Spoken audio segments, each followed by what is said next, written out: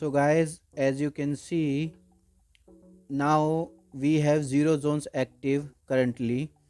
So for the auto learn purpose, we will learn how to do the auto learn in the Cooper fire system in addressable system like model numbers CF 1100, 1200, 3000 and UL series of 3000. So first we will do press over here. We will put the password 1 4 3 2 4 3. Then press OK.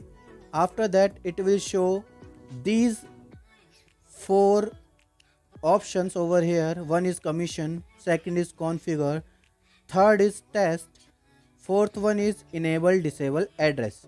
So for the auto learn we will go in the commission mode, and there is the option of auto learn over here. So currently we have connected 4 loops in the panel. So if we want to do the auto learn, we will auto learn the panel by one. We will auto learn the panel one by one to improve the efficiency of the panel. We will not auto learn all the loops in one shot, because it's also have a option of auto learn all loops, but we will do one by one for the efficient purpose. So before auto learning, we have to make sure the return cable is disconnected. As you can see in the loop terminal number 1 over here,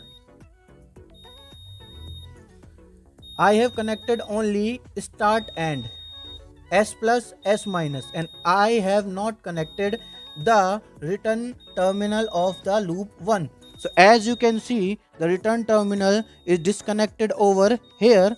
So now I'm going to perform a auto learn. So for the auto learn, I am pressing yes auto learn loop 1. So it's show the it is learning the loop controller 1, loop 1.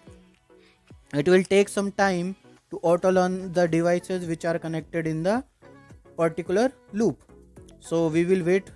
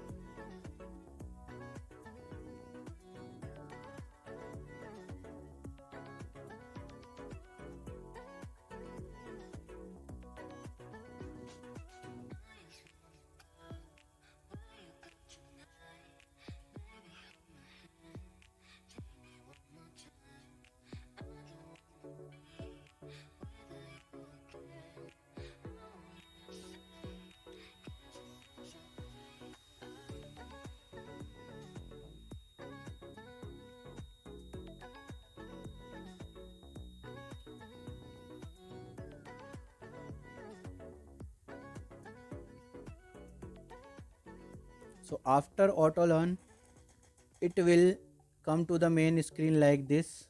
After testing all the LEDs, and it will behave like the booting process.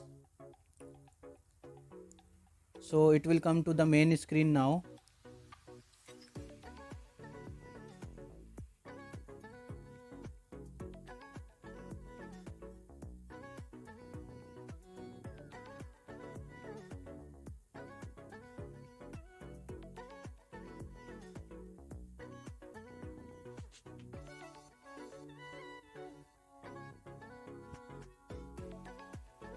So as you can see, it came to the main screen.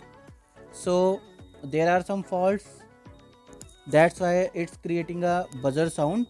So we will check that what kind of fault it is. So this panel is networked with another panel. So another panel having a charger fault because the battery is not connected over here. So we just simply ignore it and we will mute the buzzer. For checking that the loop 1 successfully did the auto learn, we will go to the 143243 engineering menu, then press OK. We will mute the buzzer again.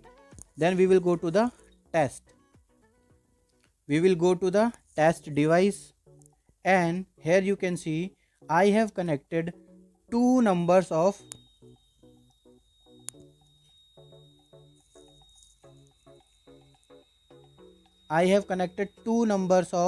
detector in the loop, and it's already went in the fire.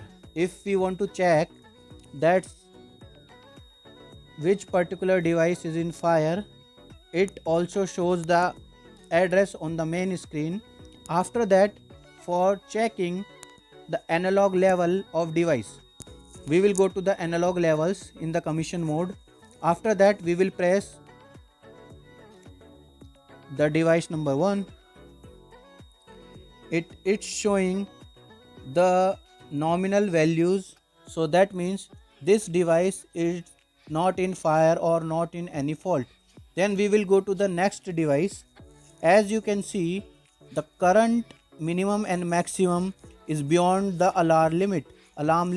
So maximum is going 72, that's why it's going in the alarm condition. As you can see the graph down there. So to silence the panel, what we can do, just go to the option, press over here, then put the password 2214, press OK. Then there is the option silence alarms. We will press over here yes. Then the alarm got the silence and we have muted the internal buzzer. So that's how you can do the auto learn. You can silence the alarm, or you can reset the panel also by pressing user password 2214. Then there is the option evacuate, silence alarm, mute buzzer and reset. I just simply reset it. So the panel will reset. If the detector don't have any fault, it will show the normal condition. If the detector have some issue or some fire detection inside it or smoke inside it, it will again create a smoke. So you can see the panel went in the fire again and the detector is continuously blinking.